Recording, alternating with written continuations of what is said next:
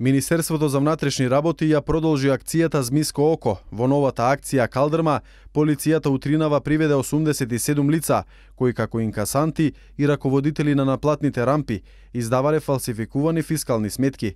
Тројца членови од организираната криминална група, од кои еден поранешен вработен во јавното претпријатие Македонија Пат, од 2010 година на бланко котури со оригинална хартија и со обезбедена посебна опрема, ги подготвувале фалсификуваните фискални, кои подоцна сами ги употребувале, но и ги изработувале за останатите членови, зашто од еден инкасант за една смена од 12 часа добивале надомест од 1000 денари.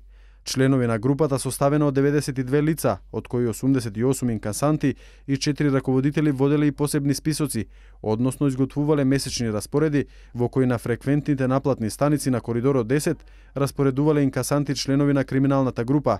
За да станат дел од оваа криминална група, заинтересираните им плаќале одреден месечен надомест на организаторите.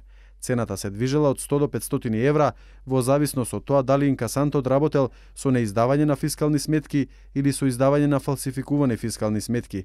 Министерката за внатрешни работи Гордана Јанкуловска истакна дека при спроведувањето на акцијата обезбедени се голем број на материјални докази против сите учесници во оваа организирана криминална група. Освен фалсификуваните фискални сметки кои евидентно потврдуваат дека тие се издадени на нелегален начин, дека е злоупотребена службената поможба, кај дел од лицата при претресите пронајдени се бланко котури со оригинална хартија кои биле наменети за печатење на фалсификувани фискални сметки.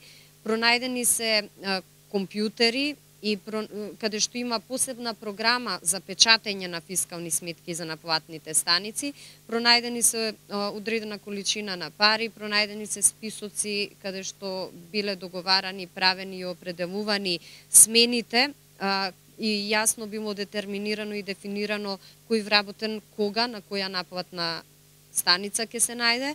Членовите на криминалната група кои се од Скопје, Велес, Неготино, Куманово, Штип, Тетово и Гевгелија, на овој начин се стекнале со противправна имотна корис од околу 2 милиони евра.